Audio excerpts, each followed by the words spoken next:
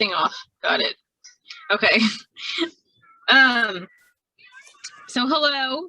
Let's go ahead and start with good things. Love good things. I need it right now. I need some good things. Who's got them? Don't everybody talk at once. Can you hear me? Yes. I'm on the road. That's a good thing. 2.5 days. I'm moving finally.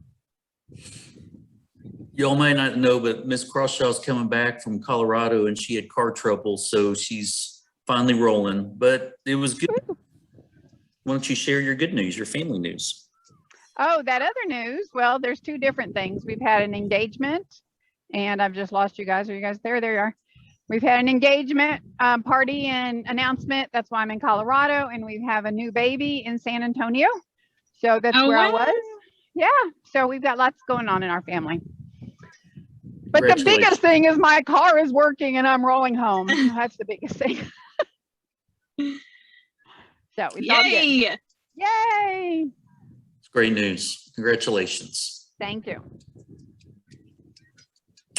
I want to share the football team is 7th in the state and 6-0, and the volleyball team is rolling and headed to the playoffs with the high seed. Cross country teams are doing great.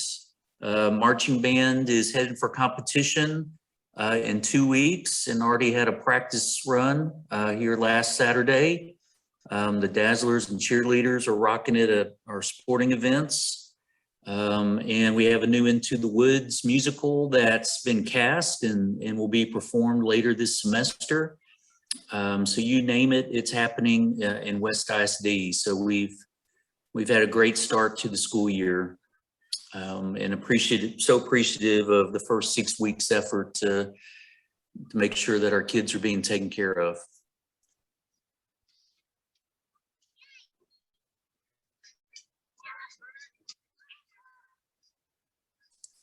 Probably should add that Anybody else? I saw some FFA news. Those kids are just showing, and you name it, they're winning sweepstakes and everything. Jolie Muir posts all that news, and it just amazes me how incredible job those families do in those events. So that's something to celebrate as well. That's a lot of work. It is. All right. Well, SHAC's a good thing. I'm glad everyone's back and ready to roll. So, Rose, let's keep rolling.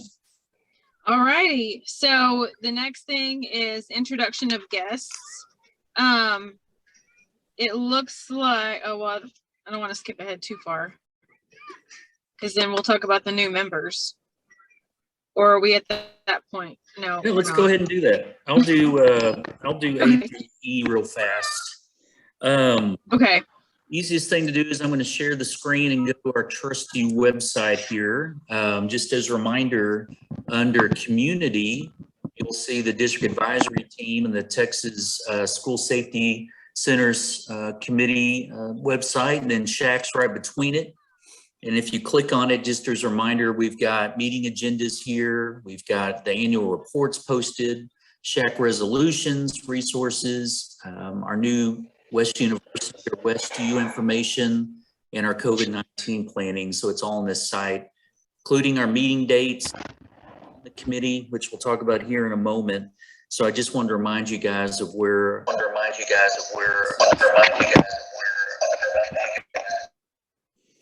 So keep that in mind as you look for information. I'm going to skip ahead to E just so you know why I'm bringing this up. Like our board meetings and other public meetings, we now have to post the agenda 72 hours ahead of the meeting, and we have to record it and do pretty extensive minutes specifically showing any action items and how we voted on them.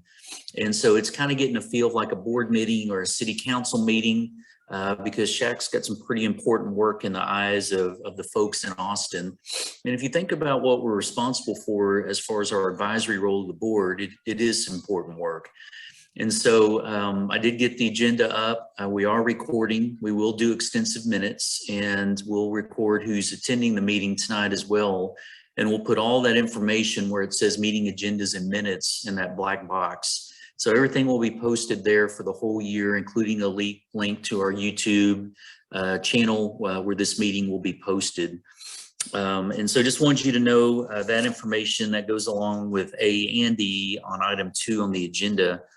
On Who's B, doing the meetings? Who's Yeah, doing the go ahead. minutes, David? Who's doing the minutes? I'm just going to do it based off the recording. Okay, okay. That's a good idea. And and I'm kind of scripting on the agenda as questions or votes. There's no voting items tonight. It's informational only. But as questions come up and things and who asked them, I'll put that on here and go from there as if I need to refer back and watch it again. Probably means as we move forward, y'all are going to smile and say, no, the role of a secretary may become very important. And we'll see how I can do and if my minutes are accurate, and we'll go from there. I think Chuck needs to be the secretary. We'll see. If we have to, I will. Thank you. B, we made the decision obviously at the end of last year, and then our COVID protocols as they shifted as we moved into September, we said all of the meetings such as these would move back to Zoom. I'm all for it. I think our attendance goes up with how busy you are. I mean, we've got Rose in her car and Lee in her car, and if we were meeting in the fishbowl at the high school, we would have lost 2 key cogs of our SHAC. And so I'm glad that we're doing Zoom. And so you guys can be at home and with your feet up and drinking Dr. Pepper like Dr. Crowder, and we can still have SHAC. On the membership needs, I'm going to go reverse. Our new members, we've asked Matt Overcash to serve in the spot for Mike Keithley. As most of you know, he passed away recently, and we greatly appreciate his service to our school district. He was a required role on our SHAC as an officer, and Matt actually can fill that role along with our EOP role. And remember, EOP stands for Emergency Operation Procedures, and so we've asked Matt to join. And then our new teacher on the committee is Charles Bellows, who I know many of you know, and he's a science teacher, so he's perfect as a teacher rep for this and always looking for ways to get involved. On our needs, Haley Routson graduated, and so we need a high school girl to serve on the SHAC. And so if you guys have any ideas of someone that's passionate about things like the health fair and some of our counseling programs and the different things we talk about, maybe you can throw a name in the chat, and we can go talk to one of those nominees and see if someone would like to serve. Remember, our boy is the Bryant, youngest Bryant, Cole, had to think of it, Cole Bryant. And we need to get him involved again because he hadn't been coming to the last few. And so we need So do we know, not me, but does anybody within the school district know the female that is going into nursing or security or anything like that, that would then be, this would kind of play into what their college goals are?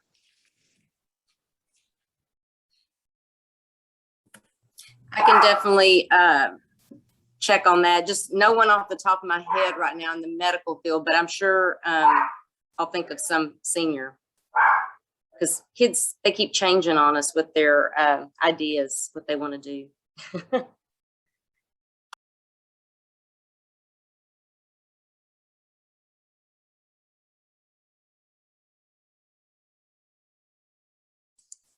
Got to unmute. That's a good idea, Ms. Crawshaw. We can even ask Chandler Hale, like Michelle was saying, in her health science strand, and even to put it out there in each of her classes, see if anyone would like to join the fun. Be nice to get a freshman who could stay with us for a number of years, but we'll just take someone that would actively attend. So we'll see what we can find. And then the other one that's open, even though they're not all on tonight, we need a parent rep for Vanessa Davis because the last of the Davises graduated. And so we need someone to take over her spot. So if someone has a parent in mind, throw them in the chat too. And I can reach out to them this week and next week and see if they'll join our fund for the November meeting. Preferably, this can't be a staff member who's a parent. It needs to be strictly a parent. All right. As a reminder, we have to do this at the first meeting. It's part of our bylaws is that we remind everyone of our responsibilities of the SHAC. You can see them there numbered 1 through 8 on the website that I still have up. We talk about health instruction, healthy school environment, health services, physical education, school counseling, food service, school site health promotion for faculty and staff or staff wellness, and involvement with the parents and the community. And as you think about our work on those 8 spokes on the wheel is kind of their logo that you can find on the internet. Everything we do ties back to these 8. Just a reminder, we're an advisory committee. We're not the school board. We advise the school board on what we would like to see in these 8 areas, and then they listen to the recommendation and consider approval. But a very, very important committee, as you know, with all the things that we've accomplished in just the last couple of years. And that's even in your agenda. I keep a running record underneath the membership section. And I meant to note, I know that's last year's membership. I just wanted you to see who is on it. And so if you had questions, again, the parent rep was for Vanessa Davis and the student rep is Haley Routson. And remember, Mike Keithley shifted to Matt Overcash. But everybody else was someone that we heard back from. Chandler Hale rotated off, and so that's where Charles Bellows is going. So if you're making note, I'll fix all those on our website after we find the parent and student. We'll make sure it's all updated. On the new SHAC legislation, again, I was just sharing the update on the postings in the minutes and the recording. Since I already shared that, I kind of posed some questions there about, do you have questions about how we're going to have to handle this new state legislation or any of the position openings? I know Ms. Crush already mentioned finding a health science student, so we could do that. Anybody on this one before we move to section 3? Was that your dad, Michelle? I saw him. Hey, I think he wants to be a member, David. Hey, there we go. We do community reps. Y'all can join. You can join your box there, and we'll count twice. See, Loretta's got a student in hers too. So, yeah, perfect. That one will last 13 years from kindergarten through 12th grade, pre-K maybe even 14 years. So, longest serving SHAC member ever. All right, Rose, I guess we're ready to go to section 3. And well, since that's me, I'm sorry to steal your thunder. Okay. I'm going to back up and go to our COVID-19 page because I want to make sure the SHAC sees what I've tried to do with some new pages that I've been linking to all my school messengers. This dashboard here is a new feature that I'm getting a lot of praise from as far as the easy way to see how our campuses are doing with active cases, and then what percentage that is moving towards our stage 3 modified operations category that we added at the September board meeting. I have not updated the table. I did see some new cases come through, but some went off, and I will do that. I will tell you that the staff sentence there at the bottom where it says 2 positive is actually up to 5 now. So we had 3 at the elementary that Loretta was helping me with just today. And I said that incorrectly. We're at 4 because there was already 1 elementary on that list. So Miss Loretta has 3, and then there's 1 at admin. So we have 4 total staff members. And so that number is now 4. And then you can see how we're doing at the elementary and middle school. We thought a few weeks ago we might just hit the yellow where we have the modified temporary face mask, but we avoided it because it's just a moving target in the sense that new ones are added and the ones that were on isolation go off. And so we're just constantly looking at the numbers and making sure where we stand in the green versus the yellow, and haven't even remotely, of course, approached the red because we haven't made yellow. But we've got an easy plan to follow in place, and I'm just making sure everybody knows how we're doing on the data as it comes up. I'm still required to post the notification, so I've been doing that on this page. You can see August, September, and then October. I had to add when the state told us at the beginning of September on the 1st to start saying if the kids are in an extracurricular activity or not. And we have to put a grade level, and so you can see the data shifted from August to start including that information. So for example, this student right here on September 20th, positive case at West Middle School. It's an 8th grader, and the student was in the band, cross country, and football. And so I have to list all that stuff so parents can see and make the decision, do I need to go on quarantine or not? Because I have a child that's on cross country and football too, and in the 8th grade. So I need to be watching symptoms and doing my health screenings in the morning. So that's just to help with that information. Nothing else has really changed in our return to learn plan, except for the colored chart that you saw on the dashboard. The big change, or the new update, excuse me, is the rapid testing, but I know that's later on the agenda. Ms. Tabola is going to share, and of course, Nurse Kuchera can jump in about how that's going on our campuses. The discussion question for this section, we ask this one every meeting: are there any risk mitigation guidelines you guys would like to see added or discussed with the board? Or maybe some feedback on how we're doing with our communication and plan. And I might add, y'all probably noticed that when we shifted to the stoplight, the green, yellow, and red, we also put back in place some successful strategies and protocols we had last school year.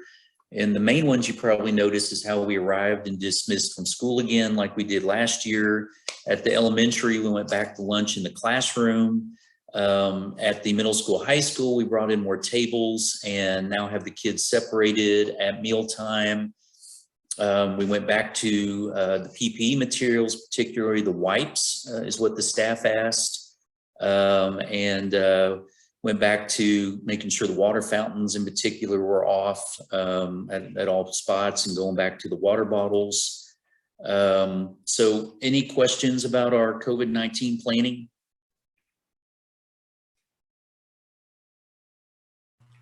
Mr. Strode, I'd like to also add, at the middle school and high school, we even made some adjustments to our morning arrival plans.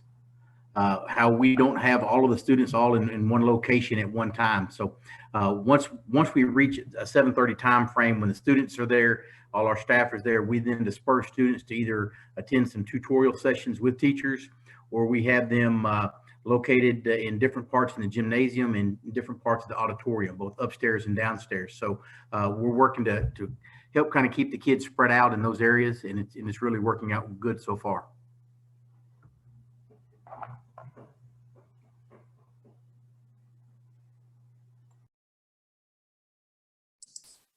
I just saw in the chat that Chuck volunteered his wife, Laura Clander, to be our parent rep. Glad to have Laura. She can jump in your screen there, Chuck, and y'all can have some together time, and we get another parent rep. So good call. And she's not a staff member, so it's perfect. So go, Laura. So we Thank can you. count that as a date then, right? Yes, you can. Good Yes, you things can, together. sir. Yes. Good one. All right. Let's keep rolling in. Rose, I'll let you take over section 4. Come over and Okay, so the next thing is Terry with the COVID-19 rapid testing program. Can y'all hear me? Okay. All right. I think a couple of weeks ago, I did present the Greg Abbott Binex program, and lo and behold, that program's going to stop. And now there's going to be a program called it's called the SY2122 COVID-19 test program. The Binex was through TDM, and now this program's through TEA. And we are going to be allotted so much money. And the amount is, I have the amount, it's $135,247.20. The money does not come to us.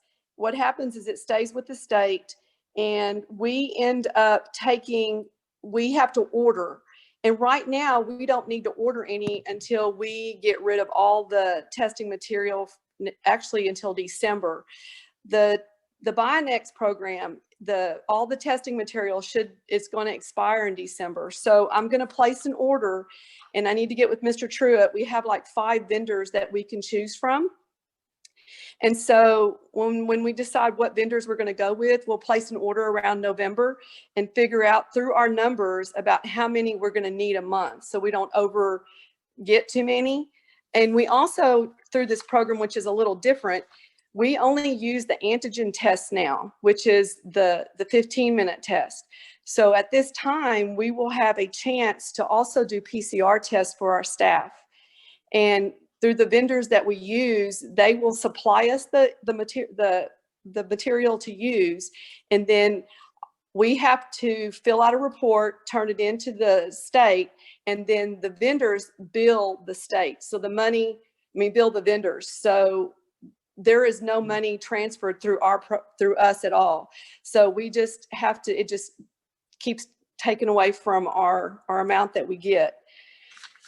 And our numbers as of today, as far as our testing right now that we are doing through the BioNext program, is we have 113 total that are being tested through all campuses.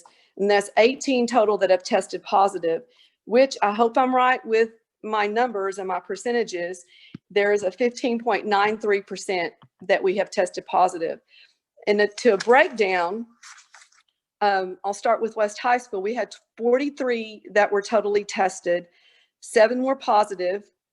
Out of the 7 positive, there was 2 teachers and 5 students. And then there was 36 negative. On the West Middle School, there was a 25 total tests done, 5 positive tests. We haven't had any teachers that tested positive there. In the West Elementary, we had 45 total tests. And as a breakdown, we had 3 teachers that tested positive and 3 students. And as I think today we have more, right? I think so with Loretta, but this was after I left. But this is what I have written down on my BioNext. We have a graph that we use. So like I said, it's 3 teachers and 3 students. But that's about it. Does anybody have any questions?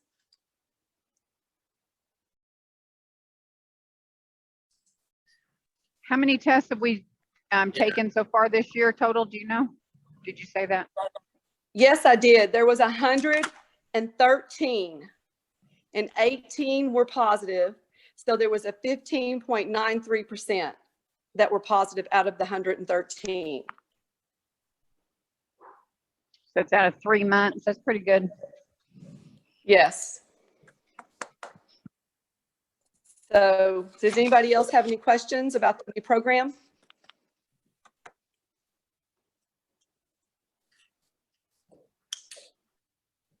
No questions? I think that's it, unless y'all have anything else y'all want me to talk about. I just want to commend the nurses, and TEA for having this program for us. It's helped us immensely with needing to perform an immediate test for students and staff, particularly with quarantine situations. And the ladies are even doing curbside testing with some of our staff and kids that pull up just to see before they come on the premises, and these ladies are rocking it. So I know it's adding a lot to their day and their roles, and we're greatly appreciative of their hard work. But I love having this option so our parents don't have to drive into Whitney or Waco or Bellmead to get a test, and it's free. And so that's another good thing. Loretta, did you want to add anything? No, I don't think so. I mean, I think the program's going well, and it's a good option for teachers and, parents of the students there. So.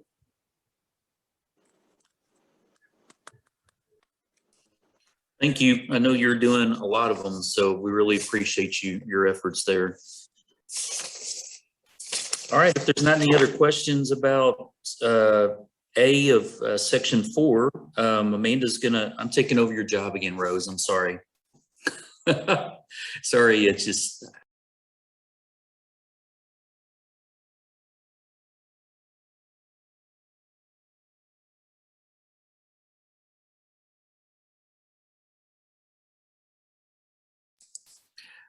I'll keep rolling. Looks like she's starting to drive and putting her seatbelt on.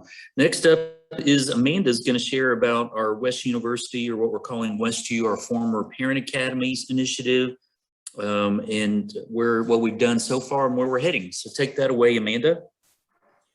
Thank you, Mr. Truitt.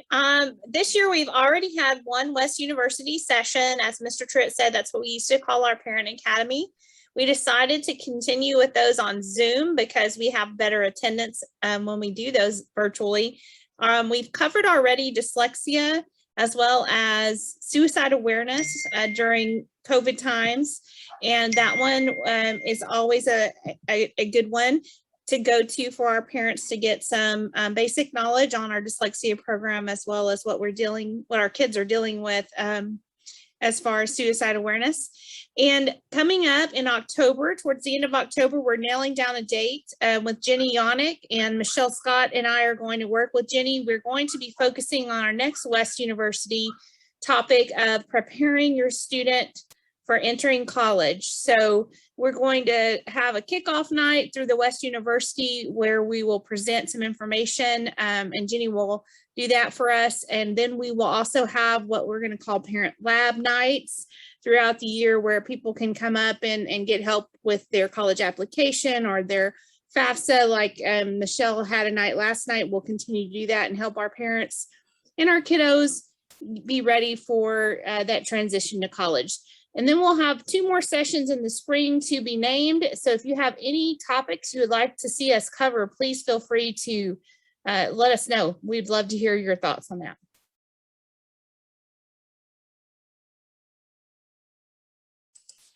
I will add, because it kind of goes hand in hand with the Parent Academy. I had a suggestion with the horrific news that we've been dealing with since last Wednesday, that when we did the presentation a while back with Unbound Waco about sexual abuse and assault and trafficking, that Daniela did a great job in that presentation.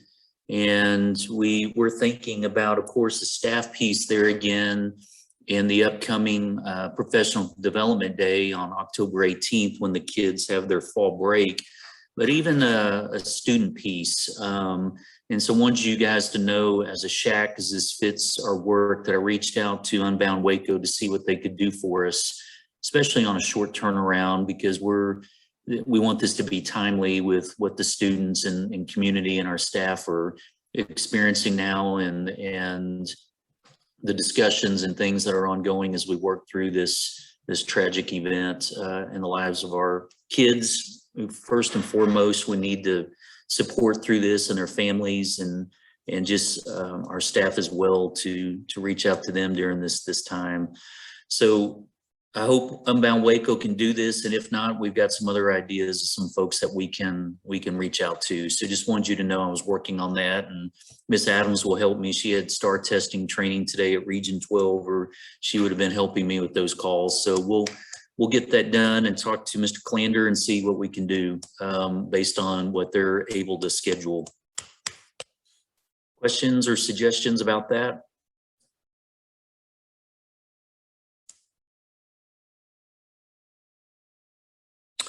All right, hearing none. I noticed Christy Bryant is not on our SHAC tonight. She was behind our Fire Prevention Week program. And the only elementary rep I see on tonight is poor Loretta. Loretta, do you have any news about what y'all are doing Fire Prevention Week wise at the elementary school? I did see a couple of emails I could find here. I did get some emails, and I do have full people right now, so sorry for the noise. But with everything going on, I don't really know all that's going on with it. So it's all right. I'm looking for Amanda. Do you know anything? I apologize. I wasn't ready for that one. All right, I'll tell you what. I did see a schedule for the week. I know she sent a calendar out. I'm just I'm looking for that right now, guys. But I know there were activities for each grade level based on age appropriateness. I know a lot of it had to do with our wonderful firefighters. I know there were some guests related to that, but my apologies.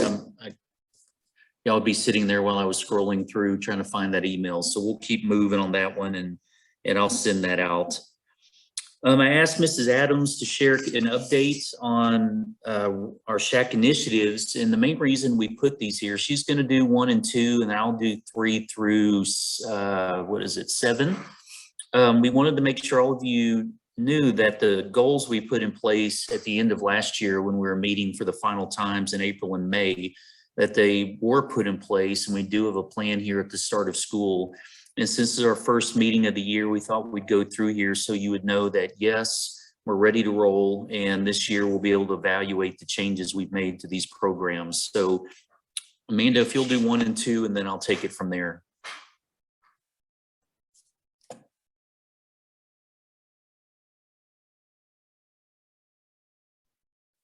Sorry, I'm trying to get my agenda to come up at the same time. I lost it for a second.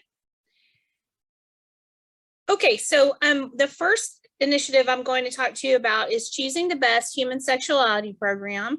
And I did prep Jana today because we are adding some things at the middle school level for both Choosing the Best and Too Good, which is our drug and alcohol prevention as well as violence prevention program. And so first on Choosing the Best, we will continue our plan from last year. We do those lessons. Remember, there are 10 lessons in grades 8 and then 9, 10. Michelle, you guys are going to add 10 this year. Is that correct?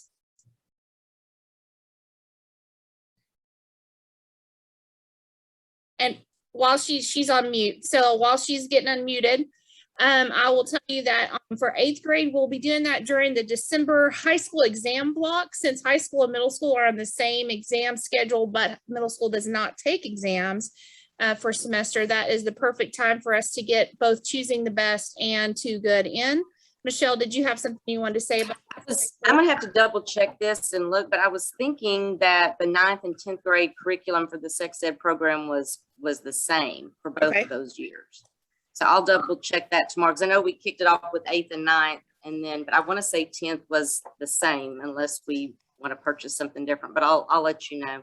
Okay, so more to come on that. We want to make sure that we appropriately prepare our students for life through that. So we will double check that. Michelle, thank you. As far as Too Good for Drugs, I do know we're definitely adding that. And Jana, I'll let you talk about that and how we're doing that at middle school.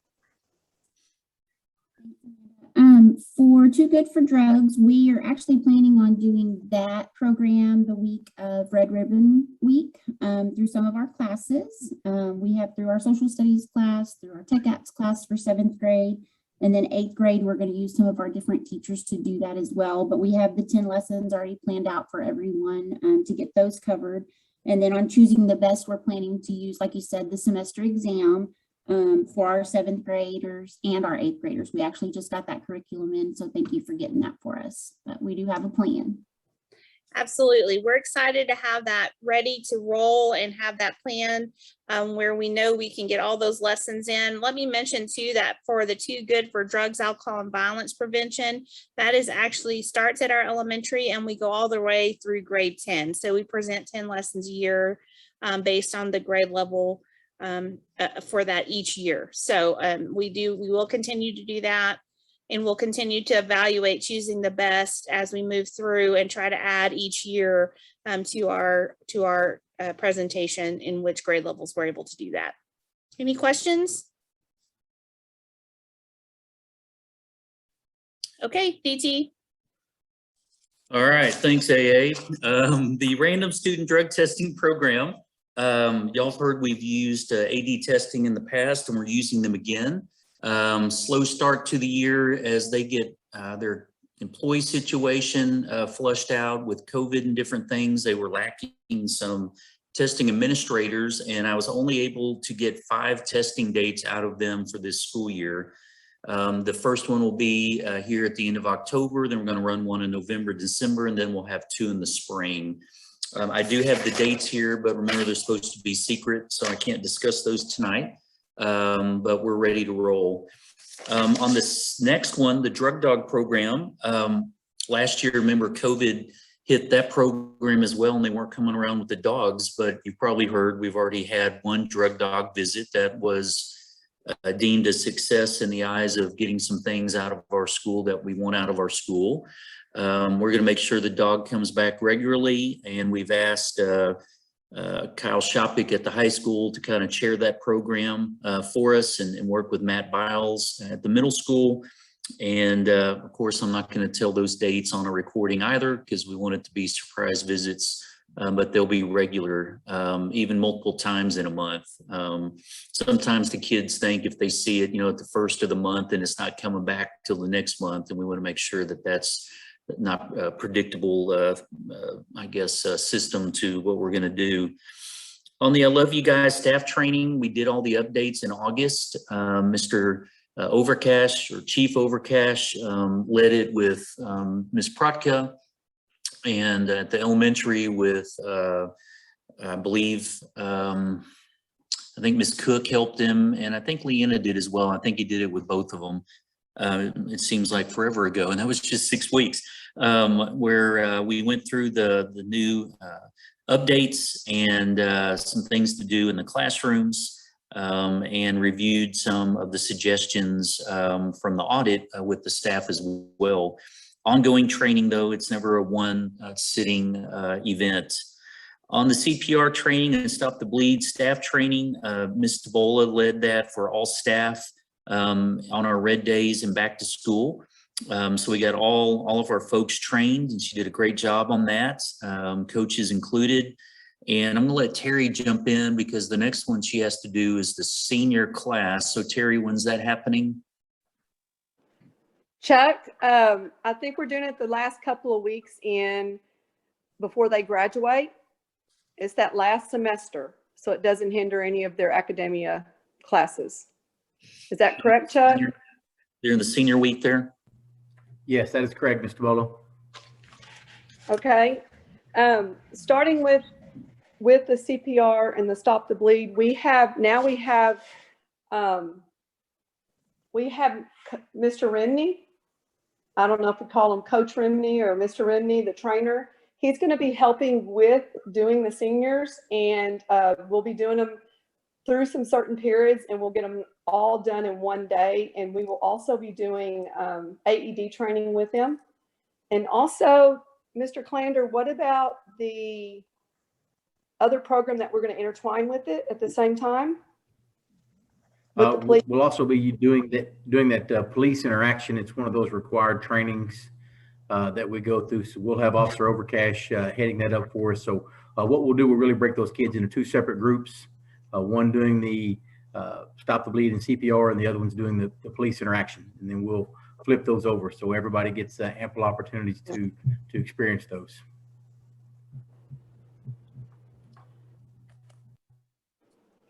Okay, any questions?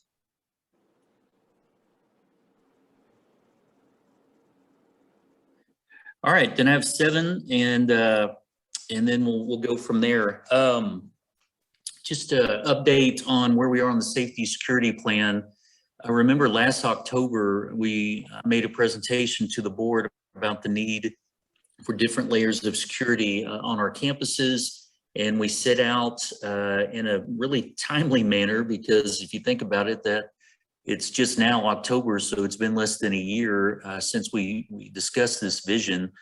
We wanted a police department of our own, and we wanted a guardian program as well as another layer of protection. And remember, particularly if one of the officers was out, sick or in court, or taking a student to jail, or having to make an appearance somewhere, or doing something in the community, we still had firearms on our campuses. And I'm happy to say we accomplished that goal. We started the school year with 2 armed policemen on our team. Of course, y'all know Matt Overcash, and probably some of you need to meet Brian Couch. Brian is at the elementary and Matt is at the middle high school. The uniforms, you've probably noticed as stuff has come in, they're now in uniform. The cars are now wrapped. We're getting our protocols out there. We're working on a website right now. When Matt has time to come see me, we're getting everything posted. and we're thrilled with the job they're doing.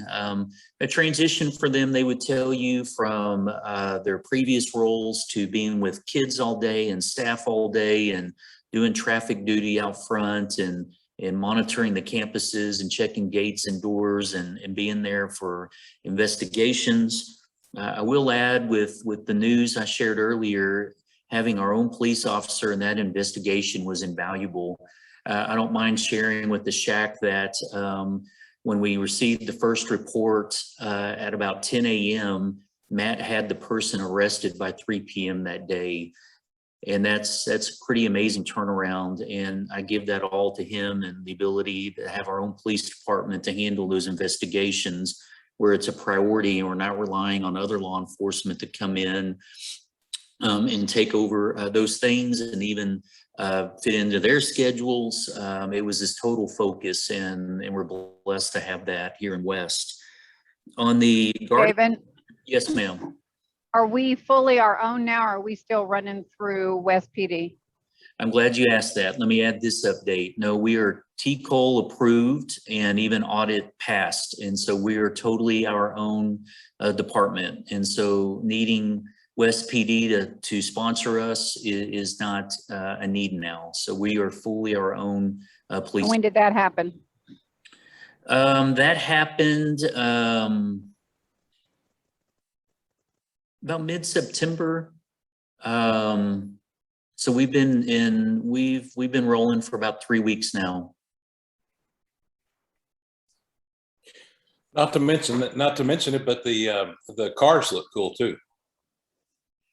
They do. It's nice to have the wraps now, because before they just looked like glorified security vehicles and rent, someone you might contract with security companies. So it's very obvious now their presence when they're around the campuses and at traffic time and in the community. So definitely a need there. So thank you to our board for approving that purchase. It was needed and has been well received.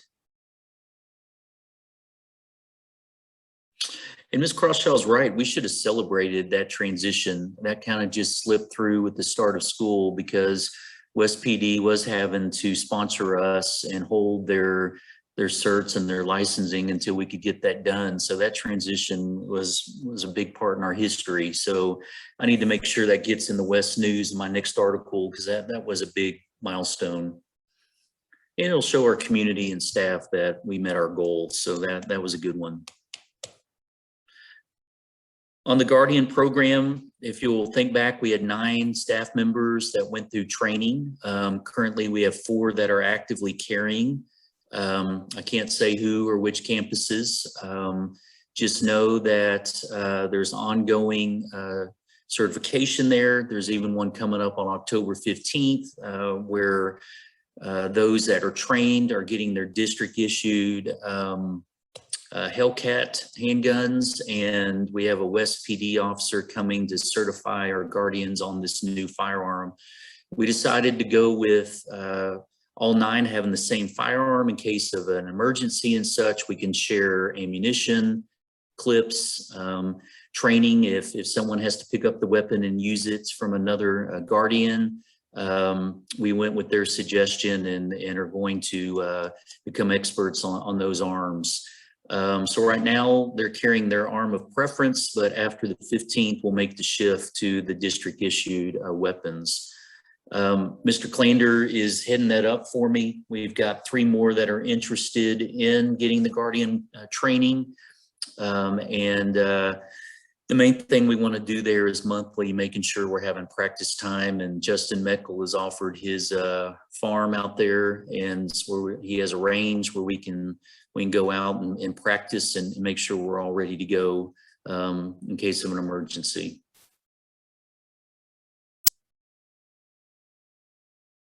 Any questions about those 2 things? I will tell you the Guardian piece has already come into play. Like, for example, with the recent investigation, our officers have been off campus, and then we know we've got still a layer of protection. So our concern of if they ever had to leave and and take a student to jail or an employee or deal with something of, emergency nature, they're going to have to leave the schools. And so it's nice to know that we still have an armed faculty member, staff member on campus. And so that's been good to have that. So if people ask why we have it, these are perfect examples here at the start of this school year of why that was a must. I even had a community member ask me, because they were having to do a report related to the recent investigation at my old office there on Reagan Street. And Mr. Overcash asked Mr. Couch to come by. So they were both at my office, and a comment was made, well, who's at the campuses? And I was able to say, well, the guardians are. So we still have armed personnel on the campuses, even when the police are off campus. So those things are going to happen. So that's really good news. All right, the last thing on my section, I'm going to show you a picture as I share out this PowerPoint. I'm going to go to the last slide, and Rose, I'll finish up with the new business. We try to stay about an hour, and we're getting close there.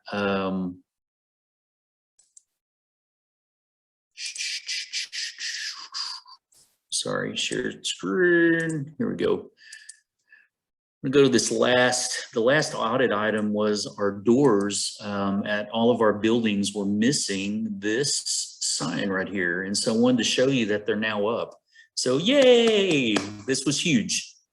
And I love this because most campuses have a sign for each of these sections. And we're able to do all of them using this stick-on decal. I'm not calling it the right thing. But Robinson Signs made these for us, and we kind of found a new niche for them because they'd never done it this way. But we're able to put the visitors, the drug-free, gun-free school zone, the notice search of vehicles, the sign about the premises are under video surveillance, and then the prohibited items list all on this one sign. And normally these are 5 different signs that may just be metal and screwed into the brick on the side of your building. So all of these now are there on our doorways. Every single exterior door at the middle school, high school has one, and then the elementary at the entrance, since we're moving campuses, but these will be on every single door at the new campus and one at admin as well. The funny thing is when Robinson Signs showed up, the first question they had for me is, don't these have to be in Spanish? And I was like, yes, they do. Muy bien. Yes, they do. So they're bringing the Spanish versions next, and we'll put them on opposite side of the window for the Spanish as well on all these doors. So we've got that coming, but it's great to have the English up because we haven't had this since the building opened, and these are required. So super excited, they're finally up, and that was the last audit item we were missing. So I just had to show you this picture to go score. We got it. So that looks great. That clear film is what you're looking for. The clear film, sticky film looks amazing. We're putting them up even on the doors where people don't typically come in, right? Like where they might come in the elementary school through the, I don't know, it's been a while for me, but through like the gym area and whatever parents might be coming in for some sort of program or something, or is everybody always coming through the front doors? Good question, because we did the main entries. You're talking about those side ones by the kitchen in the back of the gym, but the one up the entryway does. Yeah, I thought we had to have them posted on all entryways. I'd have to go back and check that. I met them at the front door of each school to tell them where I wanted them and had the crews. So Jeremy walked around with them. So let me check that and see how many at the elementary. That's a good question. Okay, I'll find out. Thanks. All right, on the I do know right at this time that no parents are coming in through any entry at elementary except through the very front. So that's a good point. I'm thinking about the YMCA entrance in the back came to mind. So I'll double check that.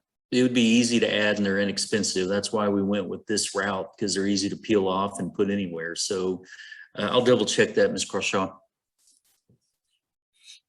All right, back to the PowerPoint. Oops. Let me see here. That's not what I wanted to do. All right, just wanted to remind you, we shared a little bit at the beginning here about our SHAC goals for the year. I just wanted you to know that at the, well, what did I do? I'm off my game today here with the technology. There we go. All right. Back in June, since we haven't had a meeting since June, the last item on the agenda until Rose wraps up and shares about helping hands.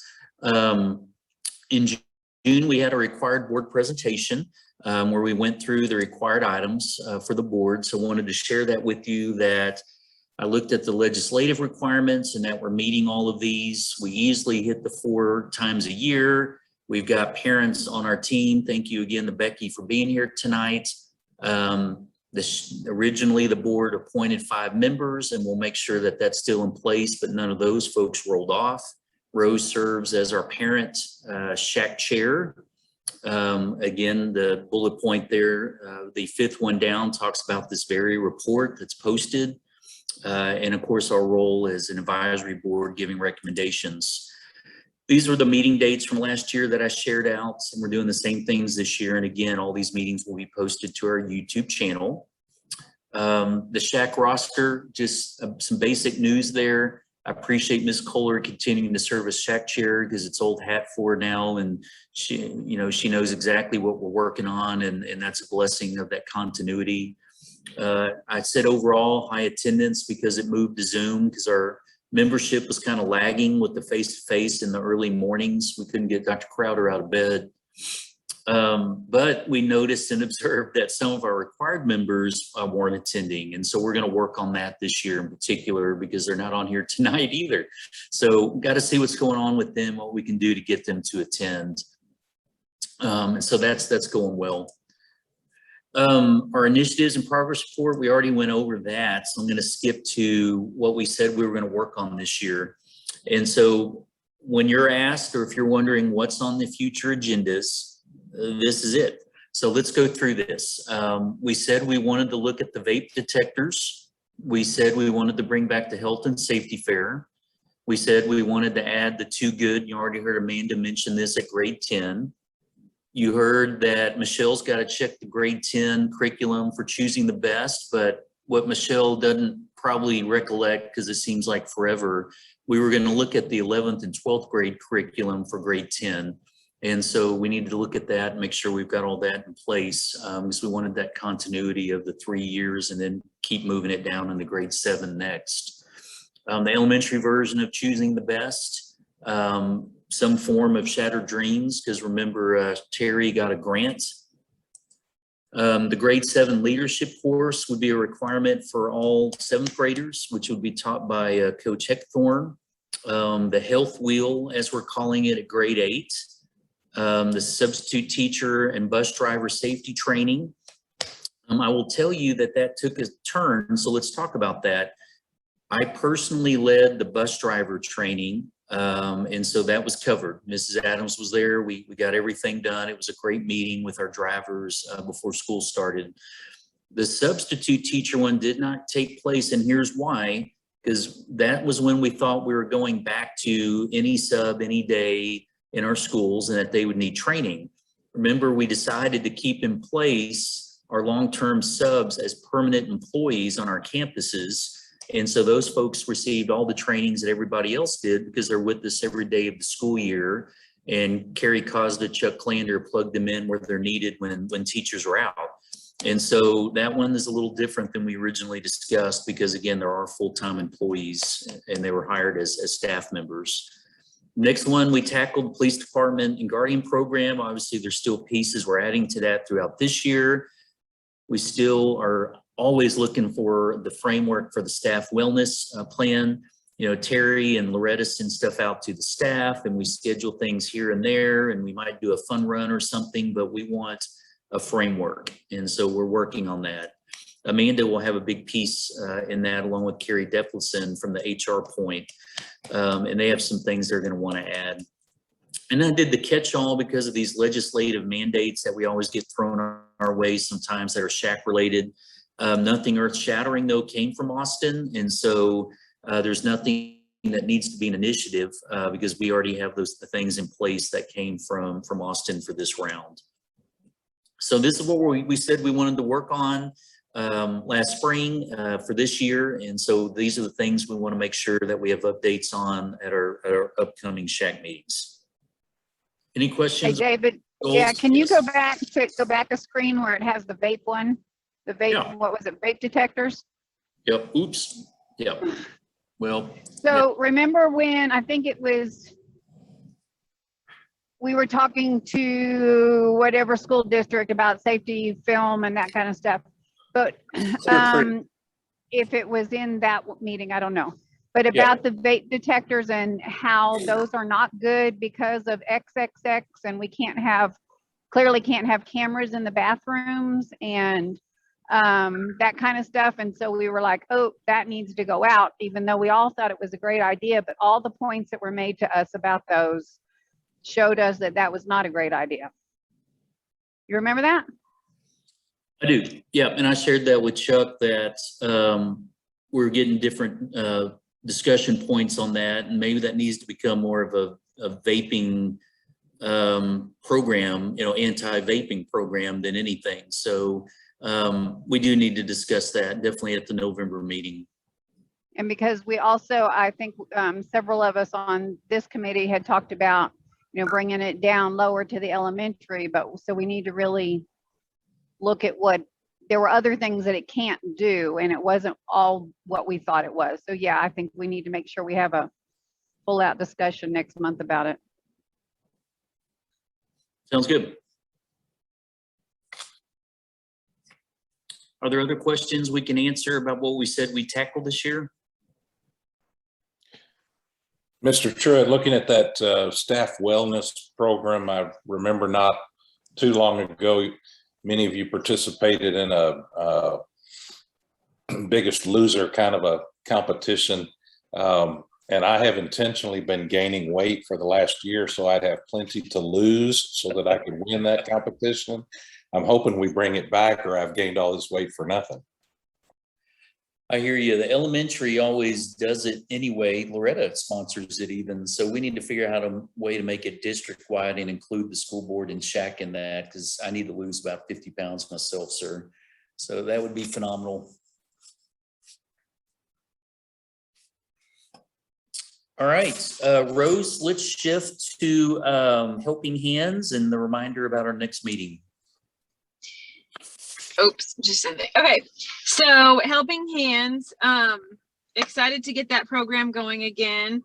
I'm in communication with the counselors at both buildings, the 3 campuses.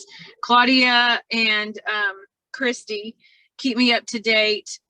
Claudia is using the bags from Packs of Hope to take to middle school, high school, and Helping Hands is covering the elementary school since the numbers are higher there. Packs of Hope is giving 13 bags to middle school, high school. So Claudia's taking those to those campuses, and Helping Hands right now is packing 22 bags each week for elementary school.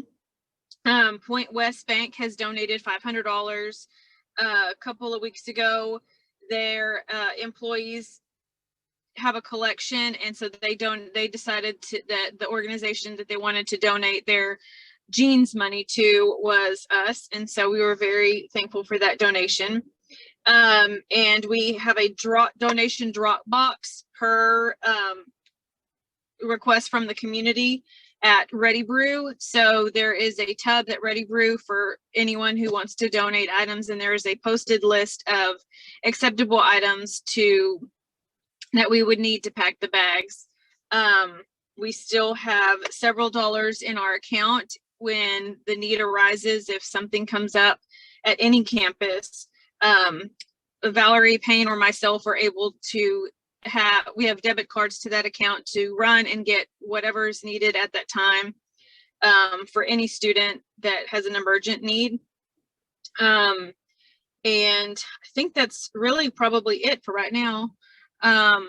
Thank you to First Baptist West for letting us have that space to pack every week. We have our sweet, sweet angel ladies that help pack bags every single week. So that way, Valerie and I, all we are needing to do is just literally put them in our vehicle and drive them to elementary. So it's working very, very, very well. And that's all I have for that. Since we're talking about food, Dr. Crowder, know that we're going to try to get the trick or treat so kids can eat again for the West Food Pantry, because I know that helps you guys at this time of year. So that's in the works. I didn't know if you knew that. That's kind of a Good. I wasn't sure what to expect since there's been a turnover in TSA. They used to kind of lead that, so I wasn't sure.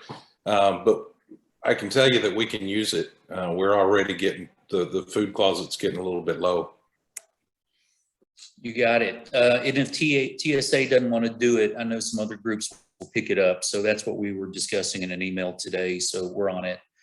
Rose, is there going to be a coat drive or something coming up soon that we can sponsor, or what are you thinking about the winter months? That came up even last winter, and there were some people that were wanting to donate items. If we feel like there's a need for it, we can absolutely do that. It's just a matter of, what sizes. That's the biggest thing, is people are asking, like, what size do we need? I know there was some but there was some times at elementary school where we would donate sizes for elementary school, and then the parents were like, oh no, or, we ended up giving it back. And so I just had the office hold those jackets, so that way if there was a little that needed a jacket, it was already there on campus for them to have. So, but yes, if there is a need for a coat drive, we can absolutely do that, because like I said, it's come up before. And if we're thinking about sizes, if you look at like, I'm going to call it the giving tree, but I can't remember what it's called at Christmas time, when you can pick an angel, and on the angels, they've got the list of what the kids need and or want. And often it's the older kids who need the stuff and they're not picked.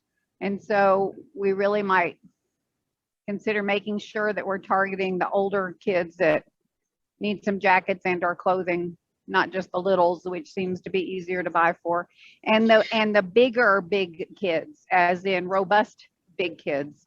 Yes, we did that. We've got stuff.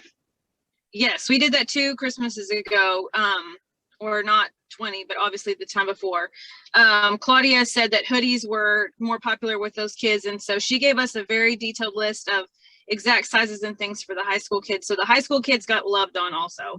I just didn't mention them because there's so few of them, but they got what was age appropriate for them. So we got them hoodies and sweatpants and things that we knew that they would wear in those sizes. So they're not overlooked. It's just the number is greater at the elementary school. So I mentioned that one, but middle school, high school absolutely gets taken care of as well.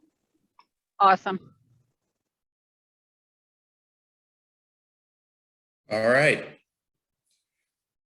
All right, Rose, the last reminder there is about the next meeting isn't until November the 2nd. It'll be here before we know it, and we'll have tangible updates on each of our goals, including some decisions we need to make and presentations to go along with each of those things you saw in the slideshow.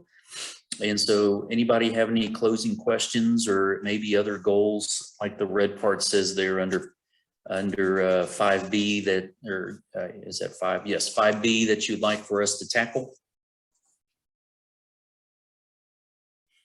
Anything I shared tonight you'd like to hear more about at the November board meeting?